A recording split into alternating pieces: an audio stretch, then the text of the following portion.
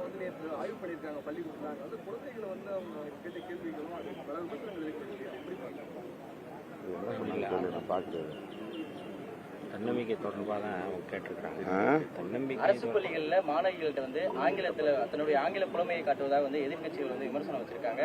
குறிப்பா அங்க இருக்கக்கூடிய பள்ளி மாணவியிடம் வந்து ஆங்கிலத்துல கேள்வி கேட்டு அவங்களுக்கு வந்து ஆங்கிலம் தெரியல அப்படின்ற மாதிரியான முன்னெடுப்பை எடுத்து வந்து அந்த கேள்வியை கேட்டிருக்காங்க. தன்னுடைய ஆங்கில புலமையை காட்டுறதுக்காக எதிர்க்கட்சிகள் விமர்சனம் செய்றாங்க.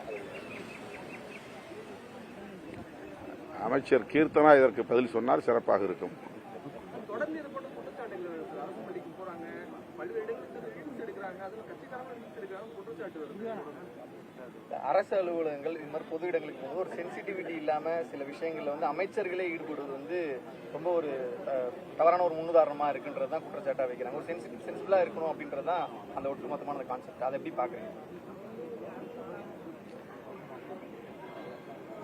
அமைச்சர்கள் மட்டுமின்றி அதிகாரிகள் அனைவருமே எங்கு சென்றாலும் இந்தியா முழுவதும் உலகம் முழுவதும் இப்போது ரீல்ஸ் போடுவது என்பது வாடிக்கையாக மாறியிருக்கிறது. ஒரு குறிப்பிட்ட ஒருவர் தான் அப்படி செயல்படுகிறார் என்று நாம் சொல்ல முடியாது.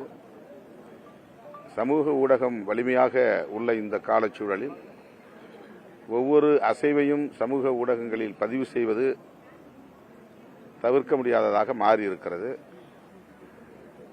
அது பொது ஒழுங்குக்கு கேடாக இருக்கும் என்றால் நாம் சுட்டி காட்டுவோம். கட்டாயம் அமைச்சர்கள் அதை உள்வாங்கிக் கொள்வார்கள், தேவைப்பட்டால் அதை தவிர்ப்பார்கள் என்று நான் நம்புகிறேன். நீங்கள் சொல்லுகிற எந்த காட்சியையும் நான் பார்க்கிற வாய்ப்பு எனக்கு கிடைக்கவில்லை, பார்க்க இயலாமற் போய்விட்டது. ஆகவே அது குறித்து மேலும் கருத்து சொல்ல எதுவும் இல்லை. அமைச்சர் கீர்த்தனா அவர்களுமே இதுக்கு வந்து அது போதும், அந்த கேள்வி போதும். நானும் ஒரு அரசு பள்ளி மாணவி அப்படின்னு சொல்லி அவங்க